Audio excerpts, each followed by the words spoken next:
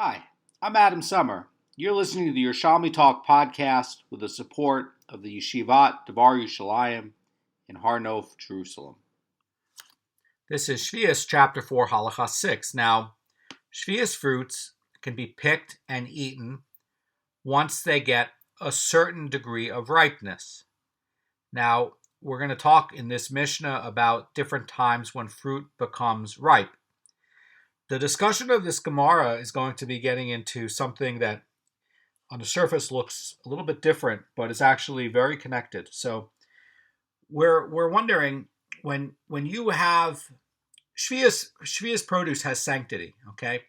But at what point does this Sheviis produce have sanctity? And so this is very connected with something else that starts to have sanctity. When you pick fruit and you have to go and tithe it, otherwise it's tevel, well, all of a sudden now, when you tithe it, this fruit, the truma gedola, has sanctity as well. So the question that's going to be coming up here is, when does fruit get this status that it can be tithed, and when does the Sheviis produce and fruit get this status that it has sanctity? In other words, that it's not really like a part of a woody piece of plant, that now it actually has like kedusha. When is that point? So that's a lot of what's going to be going on here. The Mishnah says that from when may one eat fruits of the tree during Sheviis? So in other words, what this is asking is, at what stage of ripeness do fruits attain before they can be eaten and picked? And the Mishnah is going to focus on fruit, and it's not being a focus on vegetables and grain. And the idea is because those other species like vegetables are rabbinically forbidden for consumption, and the idea is that it's to prevent sinners from illegally planting them and claiming that they grew wild on their own. So it's dealing with fruit because that's the d'oraita thing here. And if it were talking about vegetables here, the vegetables here is going to be d'Rabbanan, because people would come and plow the fields and sow the fields, and then they would come and collect vegetables. And so they would basically, cheat and say, oh, no, these were just aftergrowths. So that's kind of why we're dealing with fruit, because it's very crisp and clear that this is a d'oraita prohibition. So it's using the fruit, so it's the most clear. Now, the Gemara says regarding unripe figs, once they redden, that's in other words where they become red and it starts to shine in the sun, and before reaching this stage, the immature figs are going to be green, and then once it starts to ripen, it'll go from green to red. That's the way the figs work. And the Rambam commentary in this Mishnah is that he's actually not reading it as red, but actually as shiny. And he's explaining that they become shiny and smooth, and that's when the figs start to fill up with moisture. So the Mishnah continues and says, one may eat them with his bread in the field at this early stage. However, it is not permitted to bring the figs into the house for consumption. So the idea here, says Rabbi Kanievsky, is that in his Beur shiurim, is that in this early stage of ripening, figs are commonly eaten in the field, and they're going to be eaten together with bread. And when they consume them in this fashion during Sheviis, it is not considered wasting it, and it is allowed. So the Rambam in Hilchos Shemitah 5:15 is stating that even in the field, it is permitted to eat only a limited quantity of these figs, since this is the way that they are normally eaten. And the Gemara is going to continue. It's going to say, when they reach the bechila stage, what is the bechila stage? The Rosh explains this as the stage that is a later one than the earlier stage, where the fig is still not fully ripe.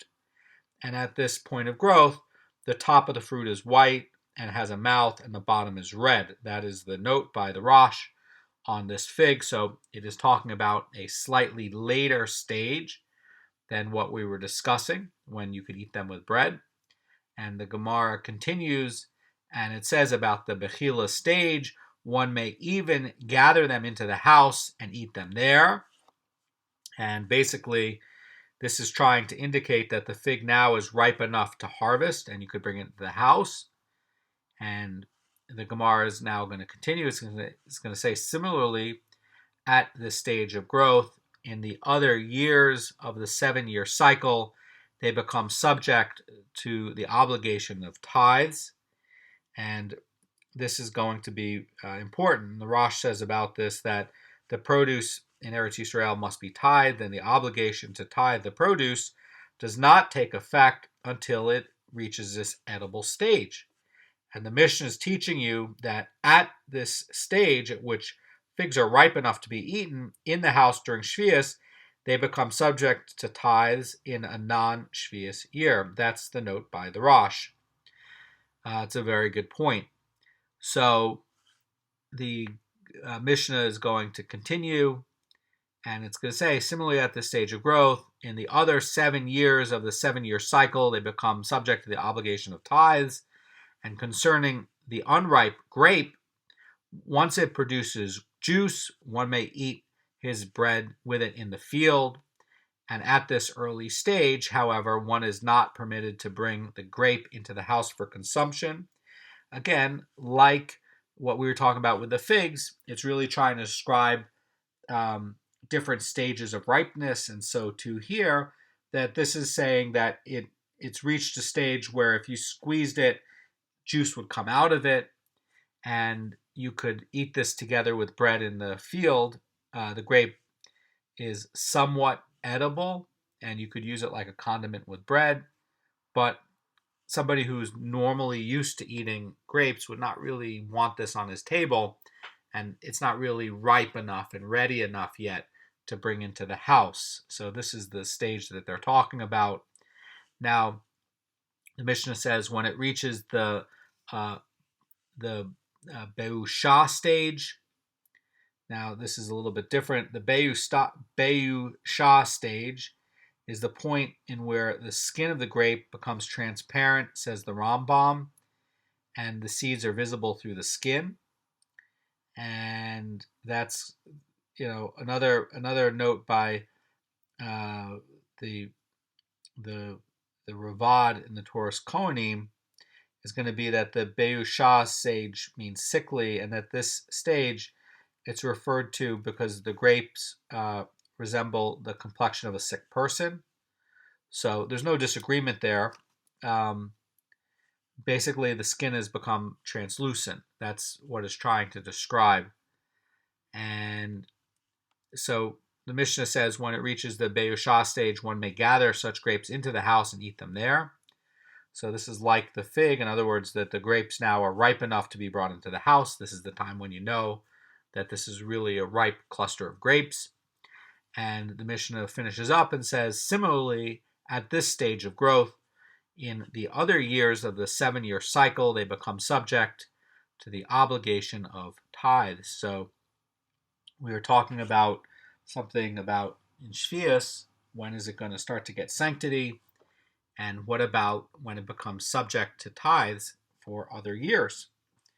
Now, the obligation to tithe grapes during non-Sheviis years takes effect when the seeds are visible through the skin. That's the note by the Rambam. It's echoed by Second Maestros. And this is talking about, when you're going to be able to start to tithe it. So what about, fruit that does make juice that could be eaten in the field once they produce juice? Well, grapes are going to be like that, and basically, we're not talking about where you could squeeze juice out of like a mango or something like that. We're talking about where it's really more ripe, and then you can bring it into a house where it's fully ripe and start to eat it, and not just like squeeze juice out of it. So this is trying to talk about the degree of ripeness. So the Gemara is going to get into this bihilu stage on figs. That's what it says, and it's going to ask this question. The Gemara says, what is the definition of bechilu? Rabbi Chia Barba says it means it grew large. In other words, that this is saying that that it's not underdone, and that it's talking about something that, and by the way, it's coming from not fully ripened, from something similar to in Exodus 12:9, where it says, "Do not eat the Pesach offering underdone." And the idea here is that the fig is not sufficiently ripened, so the Gemara is going to continue. It's going to say, as it states in the verse, and also their soul was repulsive, bahala, upon me. So this is in Zechariah 11:8. And the full verse reads, I removed the 3 shepherds in 1 month from my soul and became impatient with them, and also their soul was repulsive to me. And the 3 shepherds are King Yehoram of the northern kingdom, King Ahaziah of Judah, and Ahaziah's successors. And because they were evil leaders, they're called shepherds, and God removed them and allowed them to be murdered. And by the way, all at the same time. So basically, Bahala is trying to be repulsive. Now, the word Bahala here also has this connection with the word or idea of grew large. And it's showing that, the fig has ripened to the point where it grew large. And that's why it's said that it reached this Bechila stage. So the Mishnah now is going to teach that there are 2 stages on Sheviis produce. One stage where they're considered ready for consumption in the field. And then the other one is when it's fully ripe and you can eat it in the house. Now the Gemara is going to talk about the scriptural source for these 2 stages. And again, the question is going to be, when does it get Sheviis sanctity? So it is written regarding the Sheviis produce in Leviticus 25:7. It says, quote, and for your animal and for the beast in your land shall all its produce be to eat. And it's going to continue, and it's going to say, and it is written further, from the field you may eat its produce. And Rabbi Chia Barba says in the explanation of these 2 verses, it says that the verses are speaking about 2 stages of produce. One refers to the mature produce that can be eaten from the house, and the other refers to an earlier stage that can be eaten in the field. And the Mishnah, I mean, that's really kind of amazing, right? It's breaking it down, and it's saying that, while it's still partially ripe and good enough where juice will come out of it, animals will come and eat from it. And by the way, animals are allowed to eat from it, be it wild animals or your animals. And it's trying to show that the produce matured enough where an animal will eat from it. And the other idea is, in the second sentence, in the second pasuk, is that you can eat it even without any restrictions in your house. And that's going to be talking about for a person where, normally for a person, fruit is people don't really like to eat any fruit unripe. Generally, not really what people like. So this is talking about where it's, nice, and, you're actually bringing it in for consumption for people. That's a different stage of ripeness. And so, will animals come and eat grapes that are juicy but not ripe? Sure. Will people eat it in a field as a condiment with some bread while they're eating? Sure. But is it really what you want in your table? No. You really want the nice ripe grapes. So the Mishnah now is teaching that there's also going to be two states regarding figs during Sheviis, and that also is going to be one in the house and one in the field.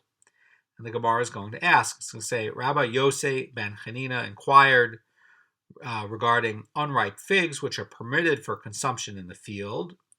and said, what is the law with respect to making plaster from them? In other words, you're going to take these unripe figs and you're going to use it to make something for a different thing. You're going to use it for a medical purpose. You're actually going to take it into a salve, and you're not going to eat it.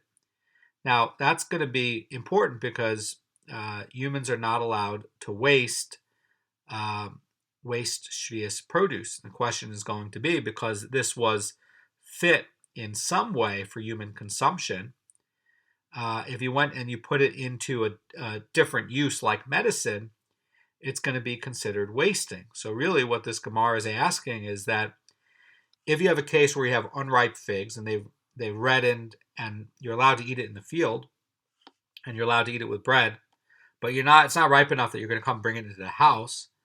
The question is, are they inedible enough where if you used it for medicine, would it be counting as wasting or not? And, again, something that's definitely ripe, if you took it and used it for a medical purpose, it would be considered, and it's normally reserved for human people to eat it.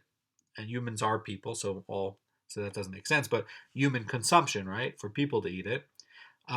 Basically, when it's inedible, you can't eat it anyway. So if you used it for medicine, use it for medicine. But once you can eat it, if you're using it for medicine, now you're wasting it. You're not allowed to waste Sheviis produce. That's the question. It's a deep question, and it's a good one.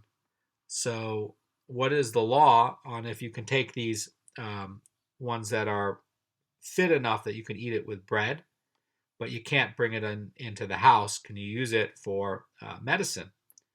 And you try to use it for like a paste or a gel or something, or maybe you're going to use it as the base of a paste or gel and you're going to mix it in because figs are pretty gooey.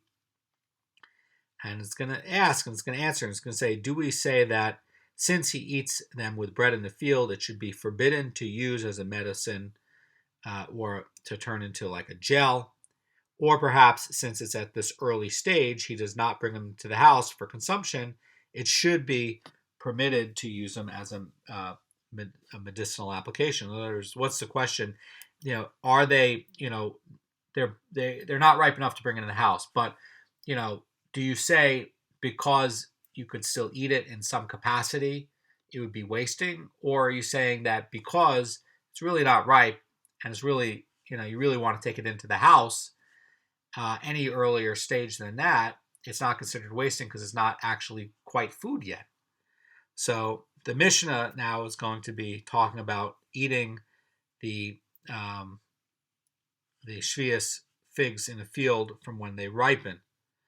So, by the way, I just want to point out that the Gemara doesn't answer this. It just leaves this question unanswered. So the Gemara is going to move on. It's going to talk about permitting figs in the field from when they redden. And the Mishnah says, we learn there in a Mishnah regarding unripe fruit and unripe grapes. Rabbi Akiva says they convey food tuma, but Rabbi Yochanan ben Nuri says they transmit food tuma only when they reach the tithing stage.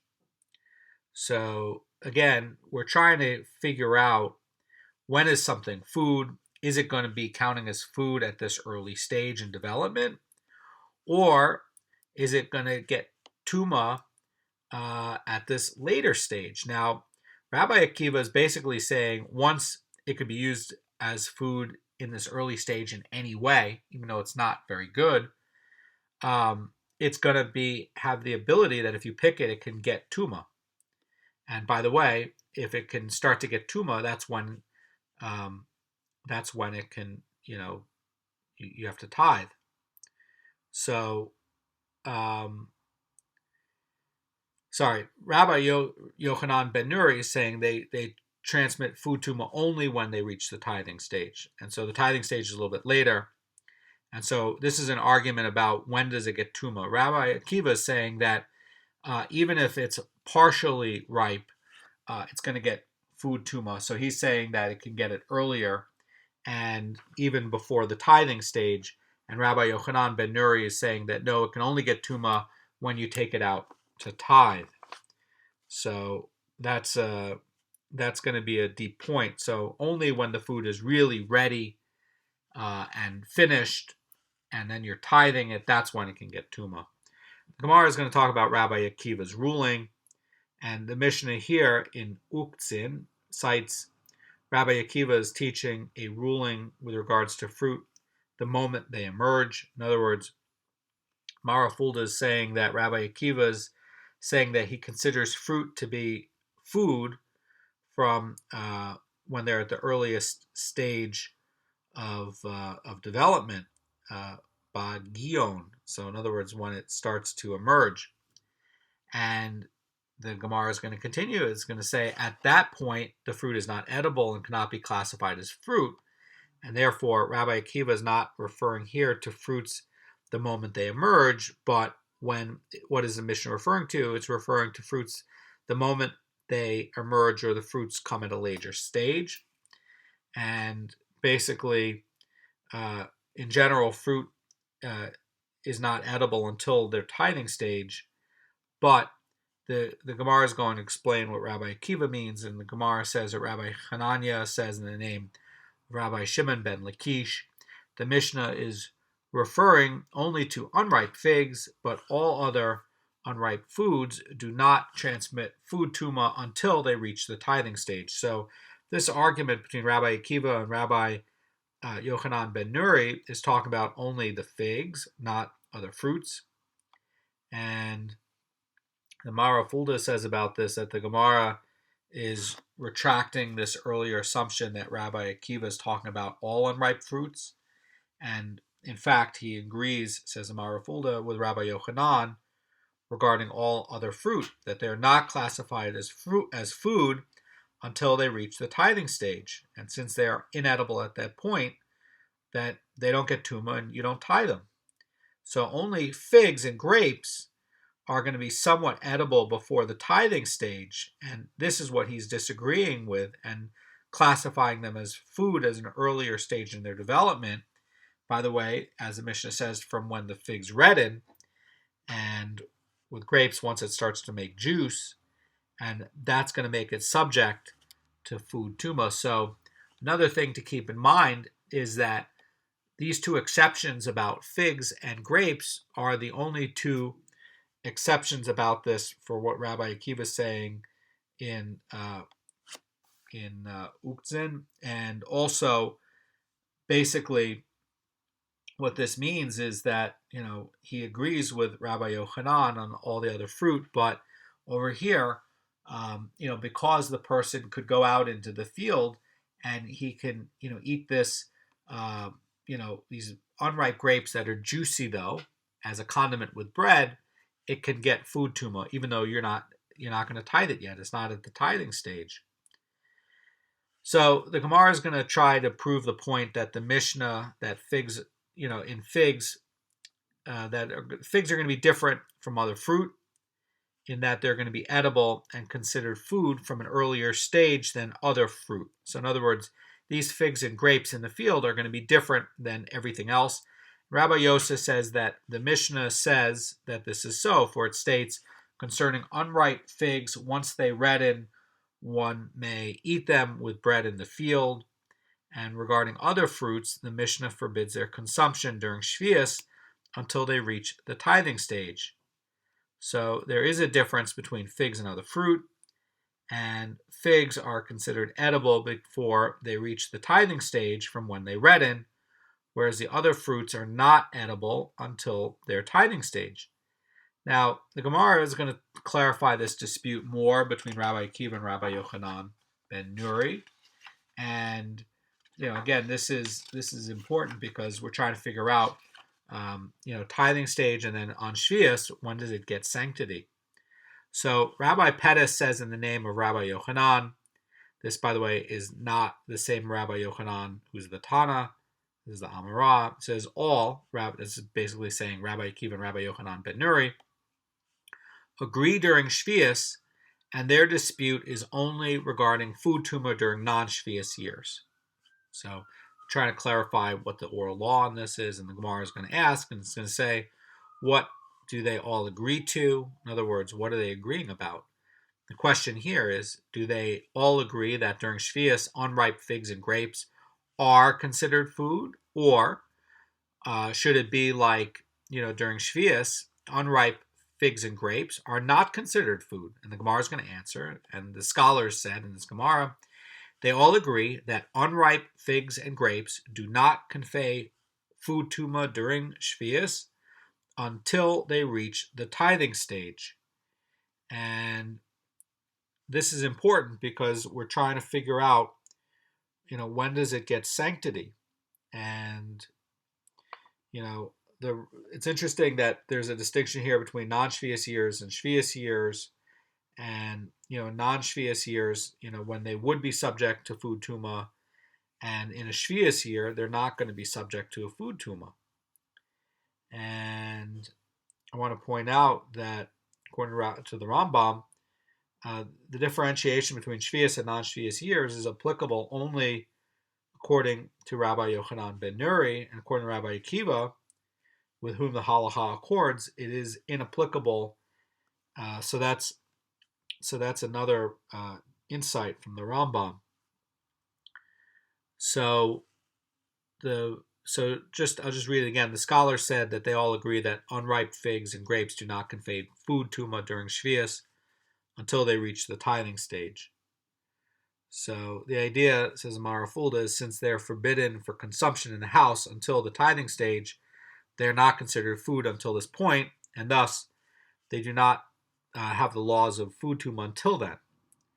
Now it's interesting because during non-Sheviis years, Rabbi Akiva does hold that they are considered food even before the tithing stage, since they are already somewhat edible. They can get food tuma. So the Rosh Hashanah is pointing out that the scholars said that during Sheviis, all agree that they are considered food and thus subject to the laws of food tuma. The disputes only with regard to non-Sheviis years. And over here, in non-Sheviis years, Rabbi Akiva is holding that they are also considered food, and Rabbi Yochanan is saying that at such an earlier stage that they're really not considered food. And the halacha is going to go by Rabbi Akiva. So the note by Rabbi Kanievsky in his Beur shiurim is that Rabbi Yochanan ben Nuri agrees that during Sheviis they are considered food since they are more readily eaten due to the lack of food during the year. So that's a good insight as to why that would be. Now we're going to talk about another thing from Uktzin, and it's going to say, and it's going to bring up another conversation about things that happen during Sheviis. And the Gemara says, the heart of palm is like wood in every respect, except that it may be purchased with miser funds, and immature dates are likened to food in every respect, except they are not subject to the obligation of taking tithes. So why would this be? Why would it be that the heart of palm is inedible, but at the same time you get other miser sheni requirements? And miser sheni, the second tithe, is coming from produce in the first and fourth and fifth year of the Shemitah cycle. So the idea is that you bring out this, this tithe is supposed to be eaten in Jerusalem, or you redeem it for money, and then that comes to Jerusalem and you buy food there and you eat it there. So it's curious because this Mishnah in Uktzin is teaching that you can use this money to buy hearts of palm. But on the other hand, isn't it considered to be wood? So, by the way, they do sell hearts of palm in the grocery store in the canned jar aisle. But what's interesting is that, foods that can be purchased with money from miser sheni are also going to be subject to the laws of tuma because it's food, right? And what's interesting is that if you're going to go purchase something with miser money, the question is, does it have to be in the category of food, or does it need to be a fruit that comes from that comes from a fruit. In other words, that it's nourished from the ground and it's edible. So the heart of palm is edible, but it's interesting because it's going to meet other Meiser Sheni requirements. But in some way, it fails to attain the status of food because it hardens. So it's a curious sort of thing. And the Gemara is going to apply a ruling to this mission in Sheviis. Rabbi Yehuda bar Pazi explained in the study hall that concerning hearts of palm, Sheviis sanctity does not take effect on it. So the sages are basically saying that, in some way this does not have the status of food. It's woody. And Sheviis sanctity applies to produce that can be either human food or animal food, or you can dye with it. You can use it to make clothes. And it does not apply to wood. So because you're seeing here that it has this aspect to it that's woody, yes, you can buy it with Meiser Sheni money, but in some way it's treated like wood. And so because it's treated like wood in some way, it does not have Sheviis sanctity. So that's what the study hall is saying. That's it's interesting because in some way it's like food, and in some way it's not. And there's a dissenting opinion about that. But Rabbi Yosei instructed those who asked of him and said regarding the status of palm hearts, and to say and to treat them as if it has produce that has Sheviis sanctity.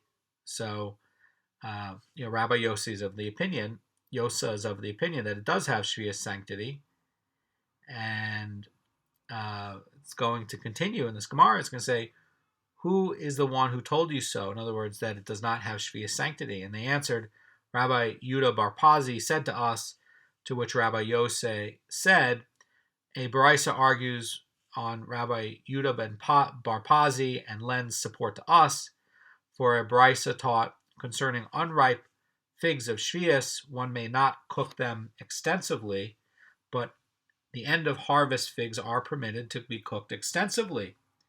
And that's because of their normal usage. And concerning immature dates and hearts of palm, it is forbidden to cook them extensively. So the Vilna Goan says about this is that since they are fit to be eaten raw with bread, one may not eat them cooked. And if you were to cook it at this point, it would be considered to be wasting them. You're not allowed to waste Sheviis produce. And the Rashi on this, in the parallel to Psachim 6b, is saying that regarding these figs, they will never completely ripen. And this is also referred to as the unripened figs that are still on the tree at the end of the fig harvest. And the question is going to be, is cooking them going to be considered wasting them, or is it going to be, the way they're normally consumed? And at the end of the season, these are going to be normally consumed by cooking the figs.